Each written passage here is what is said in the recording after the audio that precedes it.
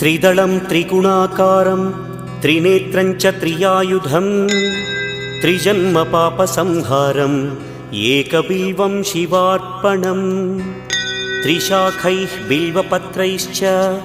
अच्छिद्रैः कोमलैः शुभैः तव पूजां करिष्यामि एकबिल्वं शिवार्पणम् कोटिकन्या महादानं तिलपर्वतकोटयः काञ्चनं शैलदानेन एकबिल्वं शिवार्पणम् काशीक्षेत्रनिवासं च कालभैरवदर्शनं प्रयागे माधवं दृष्ट्वा एकबिल्वं शिवार्पणम् इन्दुवारे व्रतं स्थित्वा निराहारो महेश्वर नक्तं हौष्यामि देवेश एकबिल्वं